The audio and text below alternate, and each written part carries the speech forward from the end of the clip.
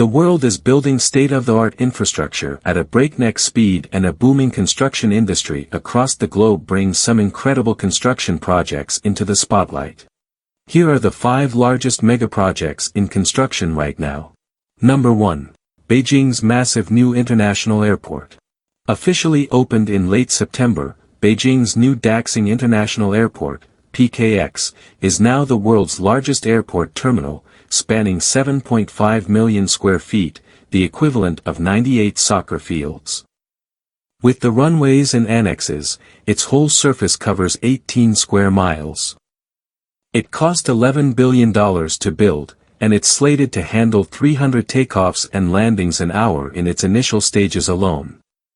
It's about an hour away from the Beijing Capital International Airport, which is located northeast of the city and a major hub in and of itself. If everything goes to plan, it will also be the globe's busiest airport, with 45 million passengers expected to pass through it by 2021, 72 million by 2025, and some 100 million by 2040.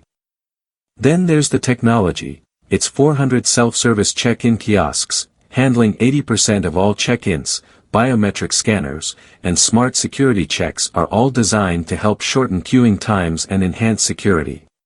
Spanning 4 levels and designed by the late British architect Zaha Hadid, Daxing's glimmering structure resembles a giant starfish from above, with 6 curved spokes spreading out from a central hub.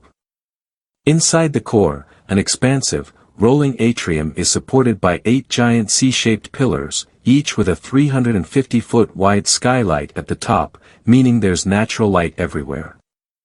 The domestic and international terminals are stacked on top of each other, so the gigantic airport fits under one roof and all of its amenities are accessible to travelers, no matter how far they're flying.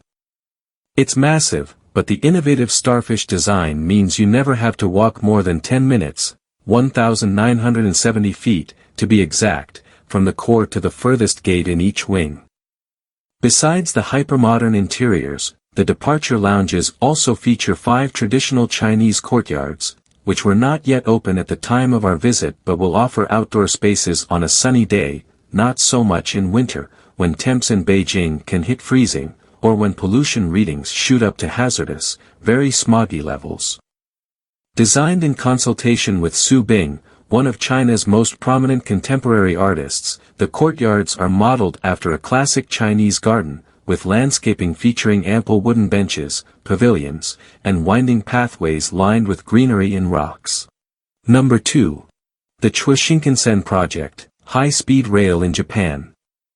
From Texas to Japan, investment in high-speed rail is growing around the world.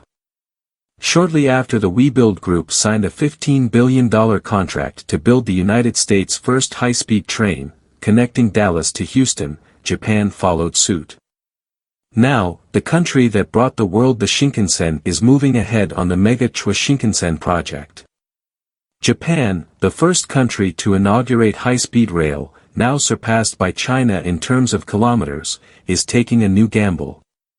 This time it's on the world's most ambitious sustainable mobility project, a new magnetic levitation line that will connect Tokyo to Osaka in just 67 minutes at peak speeds of 505 kilometers per hour, or 311 miles per hour. Beyond its 9 existing Shinkansen lines, Japan is undertaking a complex infrastructural challenge, a $64 billion train equipped with maglev technology, dividing the country in 2 from north to south. The line will have an intermediate stop in Nagoya, the capital of Aichi Prefecture, which can be reached from Tokyo in just under 40 minutes. In recent weeks, the project has been met with a few obstacles from local authorities like the prefecture of Shizuoka, even though the Japanese national authorities seem determined not to slow construction of the train. Part of the project's value is symbolic, demonstrating the country's will to pick itself up after COVID-19 and confirm its prowess in the high-speed transport sector, even as China challenges that status. Number 3. Jubail 2, the world's largest industrial project. Creating one of the world's greatest industrial city on Jubail is not an easy task. Jubail Industrial City, which was built more than 3 decades ago, will double its size once completed. A cost of $80 billion for infrastructure works only, Jubail 2 will be the largest civil engineering project of the world. Jubail Industrial 2 construction is a multi-billion-dollar industrial city aiming to create social benefits and to strengthen the petrochemical industry. This project will double the size of the Jubail Industrial City by 6,200 hectares. With more than 20,000 workers during its peak season and investing more than $4 billion in infrastructure, the area will be turned into a large industrial park, larger than what it is right now. The work encompasses miles and miles of roads, utilities, water, wastewater, and all required infrastructure. But that's not all. At least $18 billion are being designed to build the industrial city, extending from the existing industrial park to Kuwait Ras Tanura corridor. The construction process is so large and wide that the project has been broken into 4 phases. Over 50,000 residential units will be added by 2026 as part of the expansion process.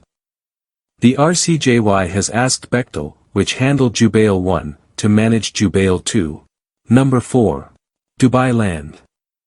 Variously described as the world's largest leisure and entertainment destination or the Disneyland of the Middle East, Dubai Land was first announced in October 2003.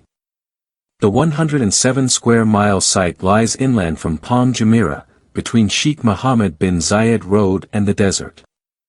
The master plan shows 26 development projects within which there are 50 visitor attractions. The largest 4 projects are Arabian Ranches, Dubai Sports City, Falcon City of Wonders and Gulf City, all residential developments but within themed environments. The so-called attractions are not necessarily what you might expect if you think Dubai Land equals Disneyland. In Sports City, for example, the attractions are the Olympic specification sports stadia and the Formula One racing circuit, attractions not only for visitors but for those who want to live here or invest in property. In the 12 years since the Dubai Land project began, pundits, investors, and bloggers have been clamoring for at least one serious theme park, and despite years of promises from the developers, not one has yet been built. What have been built, however, are a number of residential developments, sold to investors on the back of these promises. Arabian Ranches is a residential development surrounding a golf course and alongside an equestrian center. Not a roller coaster in sight, but this is part of Dubai Land, albeit an exclusive enclave. Number 5. The California High-Speed Rail Project. One of the largest, most ambitious public transportation programs in U.S. history, the California High-Speed Rail System will allow passengers to travel from Los Angeles to San Francisco at speeds of up to 220 miles per hour, and, eventually, will extend to Sacramento and San Diego, totaling 800 miles with up to 24 stations, making the trip in under 3 hours, compared to almost 6 hours by automobile. The system will connect California's megaregions, contribute to economic development and opportunity, support the state's climate change policies and initiatives, and preserve agricultural and protected lands.